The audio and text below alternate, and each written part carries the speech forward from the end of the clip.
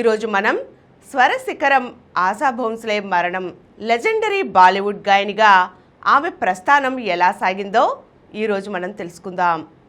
Legendary Bollywood గాయని ఆశా భోంస్లే నిన్న మరణించారు. అయితే ఆమె స్వర ప్రస్థానంలో ఎగుడు దిగుడులు, ఆమె జీవితంలోని గెలుపు ఓటములు, ఆమె జీవిత ప్రస్థానం గురించి కొన్ని విశేషాలు ఈ సందర్భంగా తెలుసుకుందాం. 8 దశాబ్దాల పాటు తన గాన మాధుర్యంతో ప్రేక్షకులను అలరించిన సంగీత శిఖరం ఆశా భోంస్లే. గజల్స్ నుంచి కేబరే గీతాల వరకు ఎలాంటి పాటనైనా అవలీలగా పాడడం ఆమె ప్రత్యేకత.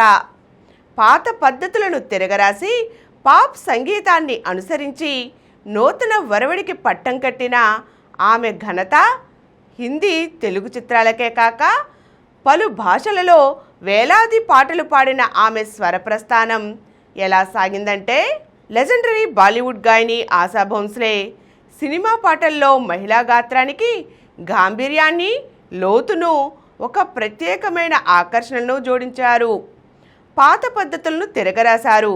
ప్రముఖ గాయని తన సోదరి లతా మంగేష్కర్తో కలిసి ఆశా చిన్న వయసులోనే పాటలు పాడడం ప్రారంభించారు. ఒక మరాఠీ చిత్రం కోసం 10 ఏళ్ల వయసులో ఆమె తన తొలి పాట చలా చలా నౌబాలా పాడారు. 1948లో చునరియా చిత్రంలో సావన్ ఆయా అనే పాటతో బాలీవుడ్ ప్రేక్షకులకు తన గళం వినిపించారు. సాధారణంగా సినీ రంగంలో కొంతమంది గాయకులపై కొన్ని రకాల పాటలు బాగా పాడగలదనే ముద్ర ఉంటుంది. కానీ ఆశాపై అలాంటి ముద్ర లేదు. క్లాసికల్ పాటల నుంచి కేబరే పాటల దాకా అన్ని రకాల పాటలు ఆమె గళంలో కొత్త హొయలు పోయాయి. హమ్ ఇంతజార్ కరెంగే పాటలో విరహ వేదన అనుభవించే మీనా కుమారికి ప్రాణం పోసిన పియాతూ అబ్తో ఆజా అనే హెలెన్ చేసే ఆకర్షణీయమైన నృత్యానికి తగ్గట్లుగా రెచ్చగొట్టే విధంగా పాడినా అది ఆమెకే చెల్లింది. దమ్ మరో దమ్, చురా లియా హై తుమ్నే, జరాసా జూములు మై వంటి పాటలతో శ్రోతలను ఉర్రూతలించడమే కాక చైన్ సే హమ్కో కబీ వంటి పాటలతో విఫల ప్రేమికుల వేదనను అద్భుతంగా ఆవిష్కరించారామె. ఆశా తన 8 దశాబ్దాల కెరీర్లో హిందీ, తెలుగు, తమిళ్ సహా 20 భాషలలో 12,000కు పైగా పాటలు పాడారు. వయసు మీద పడిన ఆమెలో ఉత్సాహం మాత్రం ఏమాత్రం తగ్గలేదు. 2020లో ఆశాకి ఆశా పేరుతో ఆన్లైన్ టాలెంట్ షోను ప్రారంభించారు. తన మనవరాలి ప్రోత్సాహంతో సొంత యూట్యూబ్ ఛానల్ కూడా ప్రారంభించారు.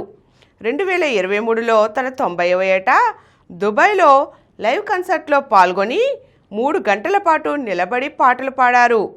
సుప్రసిద్ధ బ్రిటిష్ బ్యాండ్ గెరిల్లాస్ రూపొందించిన ద మౌంటైన్ ఆల్బంలో ఆమె చివరిసారిగా తన గళం వినిపించారు. అందులో ద షాడోనీ లైట్ అనే ట్రాక్ పాడారు. ఈ పాట ఈ ఏడాది ఫిబ్రవరి 27న విడుదలైంది. దాదాసాహెబ్ ఫాల్కే, పద్మవిభూషణ్ సహా ఎన్నో జాతీయ, అంతర్జాతీయ పురస్కారాలు ఆమెను వరించాయి. కాగా ఆశా భోంస్లే మృతి పట్ల ప్రధాని మోదీ సహా పలువురు రాజకీయ, సినీ ప్రముఖులు సంతాపం తెలియజేశారు. ఆశా భోంస్లే తన 10వ ఏట సంగీత ప్రపంచంలోకి అడుగుపెట్టారు. అత్యధిక స్టూడియో రికార్డింగ్లు పాడిన గాయనిగా 2011లో ఆమె గిన్నీస్ రికార్డ్ నెలకొల్పారు. 16 ఏళ్ల వయసున్నప్పుడే ఆశా భోంస్లేకు వివాహం జరిగింది. ఈమె పిఏ గణపతిరావును ప్రేమ వివాహం చేసుకున్నారు. దీన్ని లతా మంగేష్కర్ తీవ్రంగా వ్యతిరేకించారు. ఆశా గణపతిరావు దంపతులకు 3 సంతానం.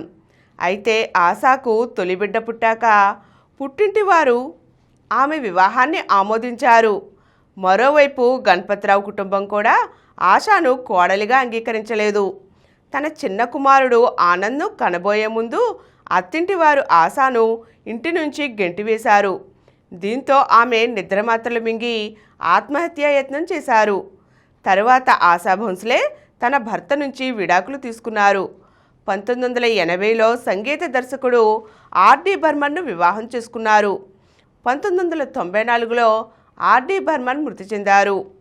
గాయనిగా ఆశా కెరీర్ సాఫీగా సాగలేదు. ఎన్నో తిరస్కారాలు, అవమానాలు ఎదుర్కొన్నారు. 1947లో ఓ ప్రముఖ స్టూడియోలో జాన్ పెహచాన్ చిత్రం కోసం పాట పాడేందుకు వెళ్లారు. ఆమెతో పాటు కిషోర్ కుమార్ కూడా ఉన్నారు.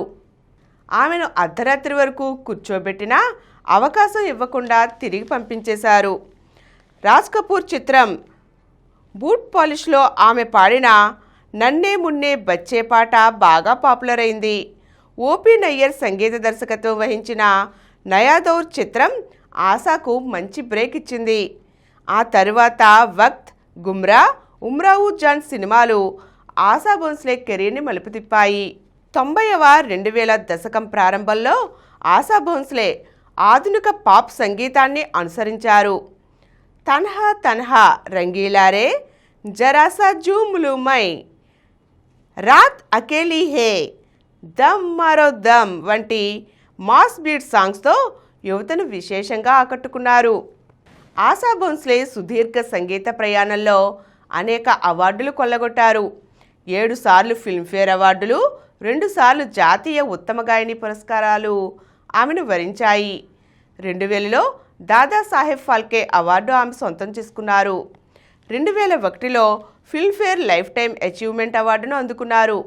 2008లో ఆమెను కేంద్ర ప్రభుత్వం పద్మవిభూషణ్ పురస్కారంతో గౌరవించింది. 2011లో గిన్నిస్ బుక్ ఆఫ్ రికార్డ్స్లోకి ఎక్కారు. 92 ఏళ్ల తన సంగీత ప్రస్థానానికి తుది శ్వాస విడుస్తూ ఆమె ఛాతీ ఇన్ఫెక్షన్తో చికిత్స పొందుతూ మరణించడం జరిగింది. నేడు ముంబైలోని శివాజీ పార్కులో ఆమెకు అంత్యక్రియలు జరగనున్నాయి. ఆ మహాగాయనికి శ్రద్ధాంజలి ఘటిస్తున్నాం.